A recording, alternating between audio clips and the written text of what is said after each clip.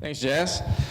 All right, so tonight we're going to have a very relaxing time for us, probably not for Victor.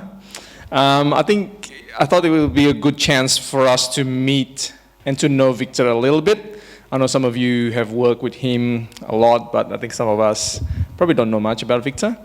I have the privilege of knowing Victor for a long time.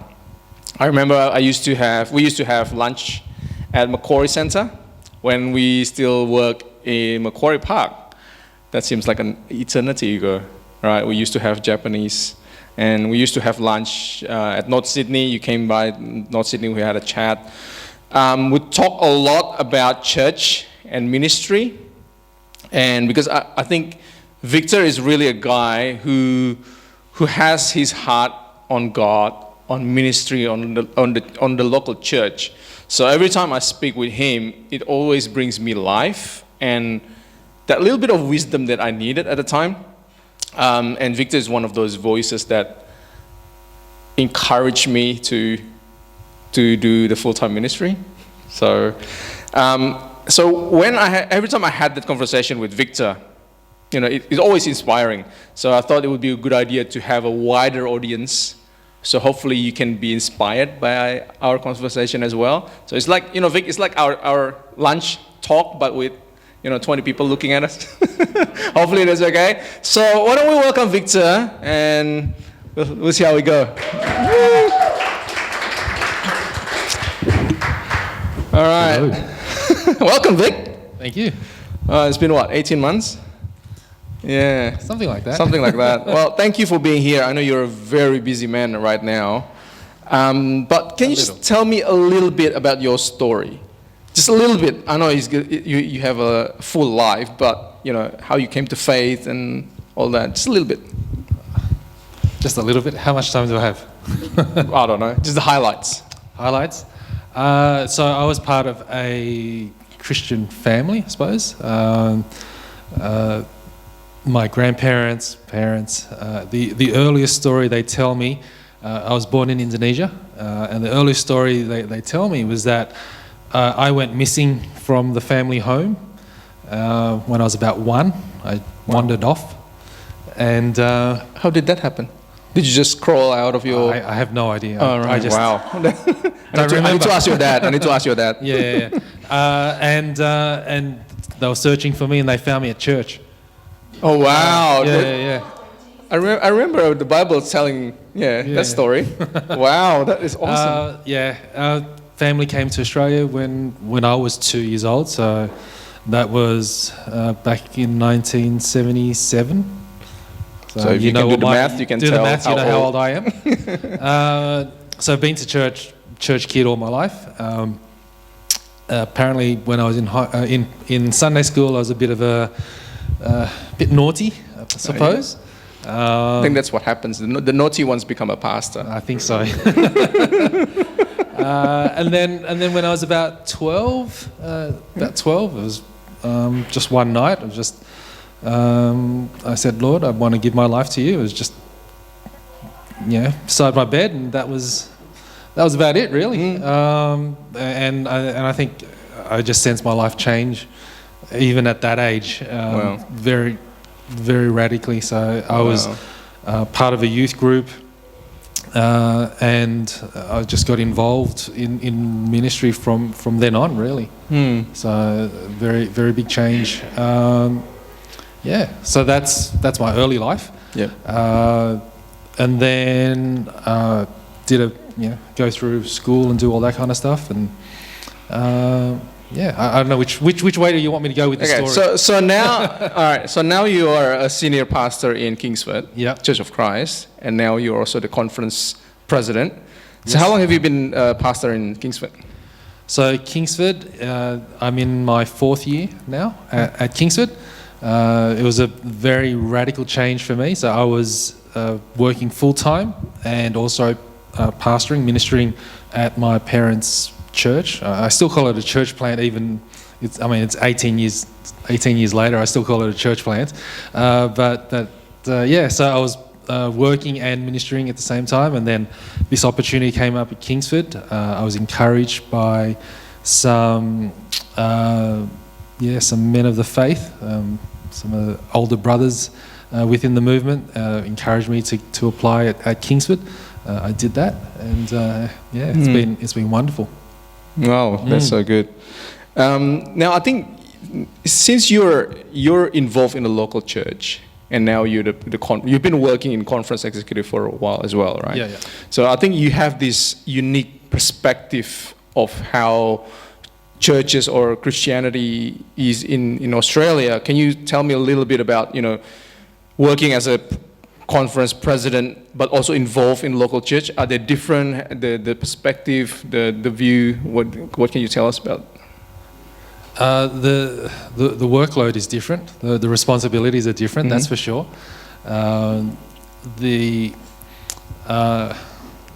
Since becoming conference president, it's been interesting in the fact that I'll have the conversations with people within the Fresh Hope movement, and they make me look and sound better than what I really am. Is my opinion, because within the Fresh Hope movement, you've got specialists in communications. You've got people who are really good at. So you don't have that in the local church? In the local church, if I say something and the elders go, "That's a great idea," and then it's like, okay, so when are you going to deliver on that, Victor? I love this. Yeah. Oh, okay. All right, so it's totally different. But can you tell us, the bigger view of church, from the movement?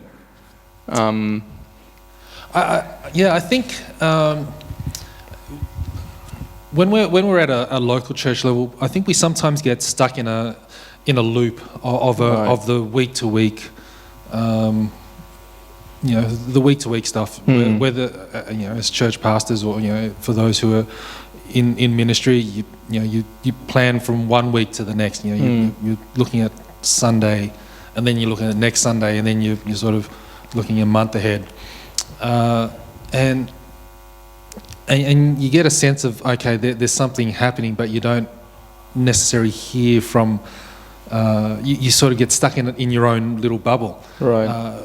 Being at the conference executive level, you tend to hear more from across the network, and you have the conversations. You go, oh, actually, what I'm sort of struggling and thinking about over here, someone else is also thinking about in another church, whether it be regional or somewhere else, and they're talking about that. It's like, oh, okay, is there something happening? And then in conversations with the for us it's Daz, with the executive ministry director, and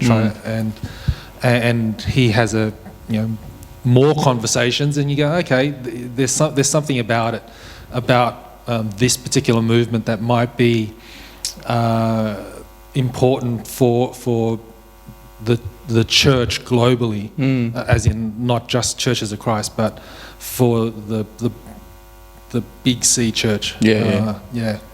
And I think part of that, and Daz says this, is that it's the spiritual formation piece that is happening, or has been happening in the last 10 years or so within the movement, has been might be the gift that Fresh Hope brings, or Churches of Christ brings to the wider body. So you might have a church like a Hillsong or the Pentecostals, who will have the gift of bringing people together, just being groups together. You might have the Anglicans or the Presbyterians bringing some of that teaching stuff together, and then as you read through, you go, okay, is this what the body is meant to look like? Is this has the church moved away from, for example, the fivefold ministry of the apostles, prophets, evangelists, shepherds, and teachers, and you go, we've all sort of been gravitated towards certain denominations or certain groups because that's our preference, and yet the gift of trying to see across the network and trying to see the church itself, you go, okay, is there something that if someone from Hillsong and someone from Churches of Christ, and someone from the Presbyterians would get together and works together for the kingdom church, not just the local church. I can't imagine what God could do in that space. Yeah, I think that's an exciting thing about, having that view. You get to work with other denomination, and you can see really how God is working in a particular area and denomination, and you can be encouraged in that. Absolutely. With that in mind, what do you think the biggest challenge for church today? The biggest challenge for the church in the West, I think, more specifically, would be, I think part of it is the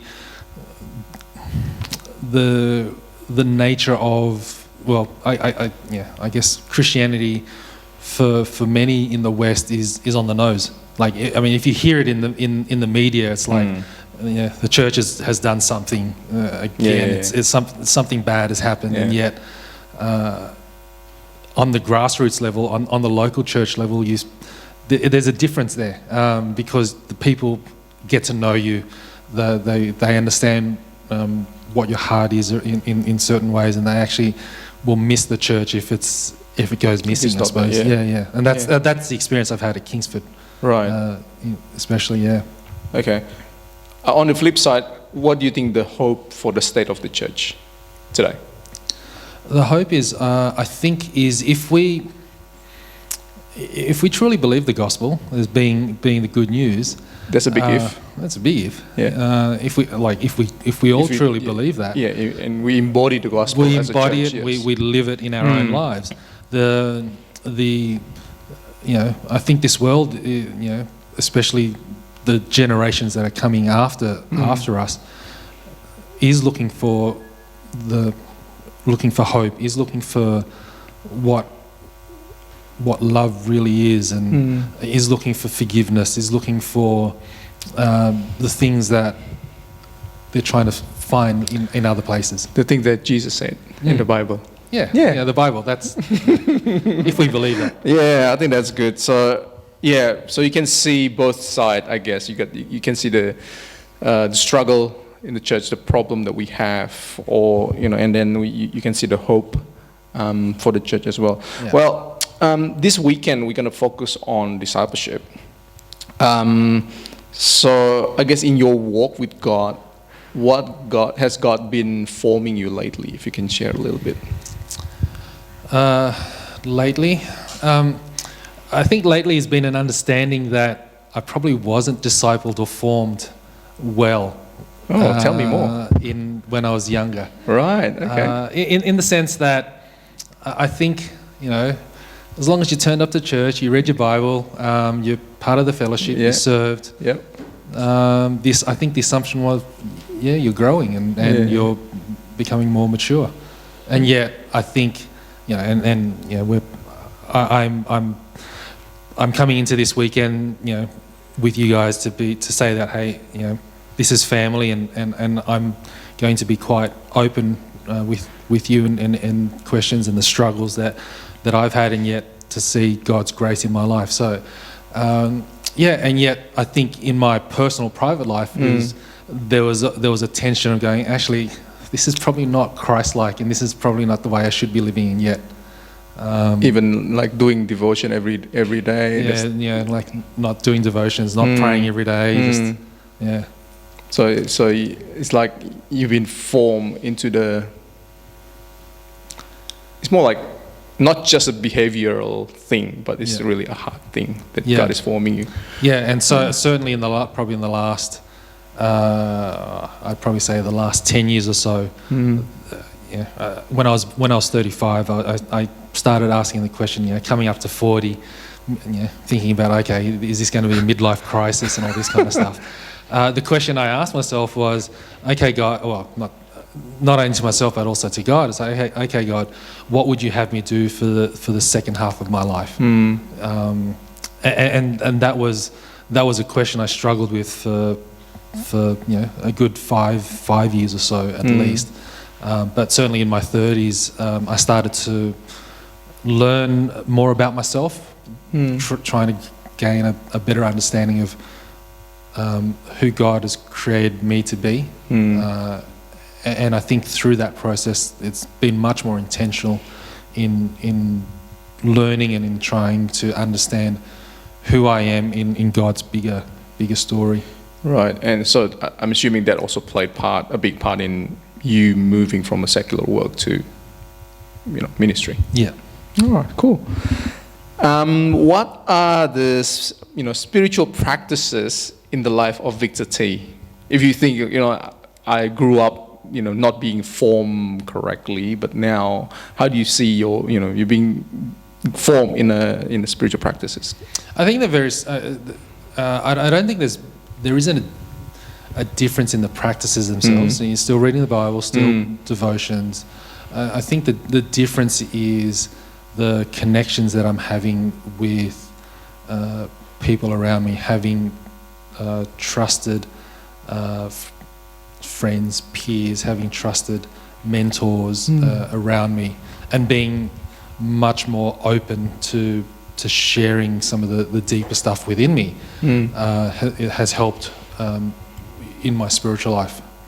So it's not. So I guess part of it for you to understand is that public speaking and being in front and all that kind of stuff was not something that I wanted to do. Like in high school, if someone asked who wants to be on the debating team, who wants to make a speech and do all that kind of stuff, I would run the opposite direction. I didn't want to do any of that, and yet here I am. Yeah, because one of the first times I saw you in church was you're either behind the drum or behind the sound desk. Yeah. Yeah, and now here you are, leading, Church of Christ. That's awesome. Yeah, and my natural tendency would still be to be behind the scenes and not be the center of attention, I suppose, in some respects that happens on a Sunday, especially when you're preaching. It's all one-way communication, and I find that difficult because I'd rather be in a conversation rather than just downloading information or just telling people stuff. Yeah, I think that's why this weekend when we talked, when we had lunch, you had this idea that, this is something that you're working on in Kingsford, and it was like, this is a good idea to bring it, to Hurstville. And then you had the idea of not only, preaching for sessions, but let's work with the church, with everyone here, and then just wrestle, like Stephen said. So it's really good. Yeah, and the assumption is, from my part, is, if we're all Christ followers, then we have the Holy Spirit. Yeah. And if we have the Holy Spirit, then He will speak in us and to us and through us, and help us unite over what God wants, not what we want. Yeah, and the Bible also speaks, I think, better is probably not the right word, but speaks more in community, where we can share our stories and how the Spirit works in that community. Yeah. So I agree with you. And that's the I guess the worldviews that are very different. So the Western, our Australian context or Western context is very individual, right? Yes. It's we live in our homes, we do our thing, and Jesus and me for us. And you would know, coming from an Indonesian background, just as myself, and growing up in an Indonesian church, that it's very much more community around. Like I remember during my youth groups and the like, we would go after youth and when I'm talking about youth, it was probably more young adults and uni students and the like, and after music rehearsal and things like that, we would go out in groups of minimum 8 people up to 20 or 30 people, and we just go to a restaurant on Saturday night and have a meal together, and then go home and come back at like 7:30 the next morning for a service at 8. So, and that's what we did. We hung out together and did all of that. Now, that was great, but it also created its own little bubbles where you couldn't bring someone in from the outside of that that group, or it was a little bit harder to do. Sorry. Yeah, I guess sometimes the community becomes sometimes the community becomes that barrier for people to come to God. Yeah. Sometimes it can be helpful as well. All right, good. Well, it's been fun. I hope everyone's encouraged. Just a few other questions that's more fun, I guess, nature. We're not going to be more serious. We got the serious stuff tomorrow. I ask every leader this. So every time I meet with a leader, I ask this question. What inspires you? What inspires me? Yeah, can be anything. Don't say the Bible. The Bible. No, Jesus. Is that the answer? Is that the answer? This is Sunday school answer. Come on, give me something real. I think the more I understand myself, and the more I realize how God has created me.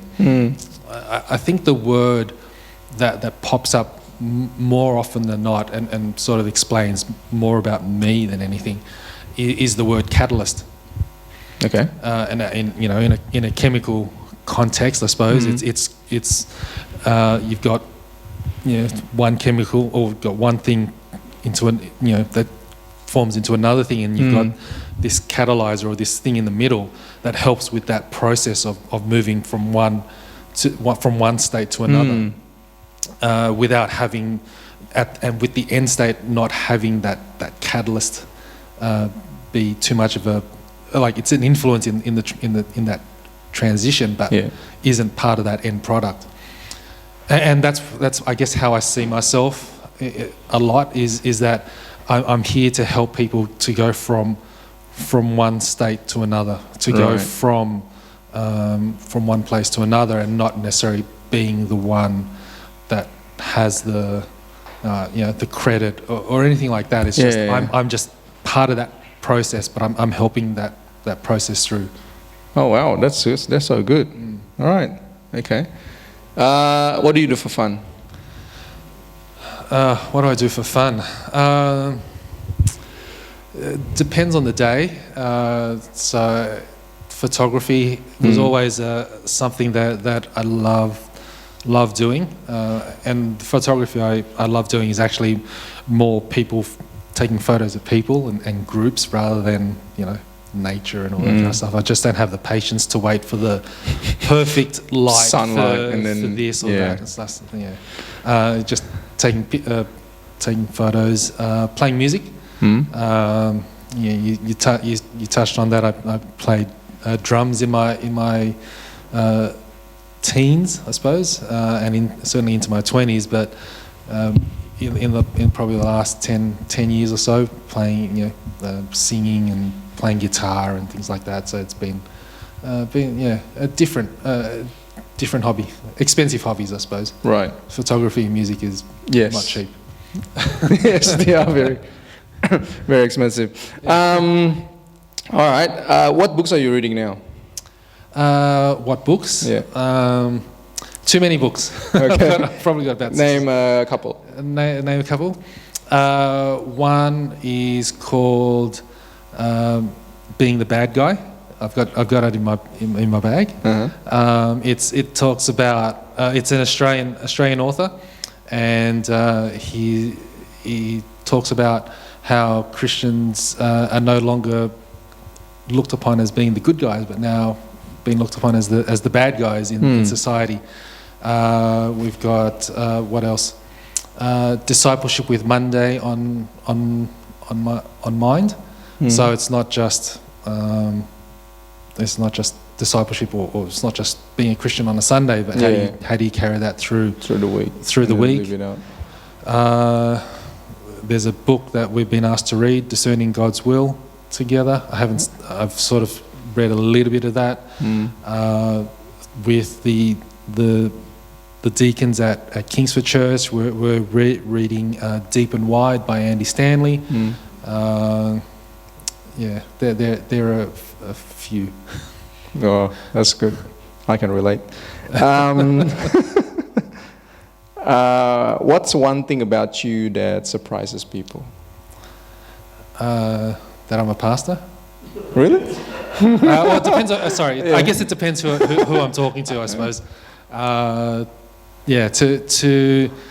I don't know about you, but when I'm meeting people for the first time, often the question is, "Oh, so what do you do?" Yeah. And What do you say? What do you say? I need to learn. Well, and it depends on who the person is. If I know them, I'll just come out. I'll just come straight out and say I'm a church pastor. Yeah. And yet, I think is there a creative way of saying, without being awkward and kill the conversation after that. It's like, exactly. Oh, yeah, I have to go. Yeah. So depending on the situation, I might say, well, I'm involved in. I help people in with transforming their lives. I'm going to steal that. I'm in property development. I'm in HR. I do a bit of admin. A bit of marketing. Like it depends on Sometimes it depends on who I'm talking to. Oh, that's so good. Yeah. Yeah. So I'm just trying to think of creative ways of saying, what I do. You can just say I'm a catalyst. Or I'm a catalyst. There you go. That might spark a conversation. Yeah, that's right. Yeah, we need to be creative because sometimes sometimes when you talk, what do you do? I'm a pastor. It's like crickets. It's like, sometimes the people just replay what they've said to you, like, oh, have I done something wrong? Have I said something wrong? I think Josh can relate too. All right. Next one. If you could invite 3 people to a dinner party, whether they're dead or alive, who would they be and why? Who would they be and why? Can I say Jesus? Sure. That'd be interesting on that one. Yeah. Who else would be there? I don't know. You don't know? I've never really thought of having that kind of dinner party. Oh, okay. It'd be interesting. Something to think about. Should I say like Jesus, Muhammad, and Confucius or something like that? Just to why not? I think that would be very interesting. You just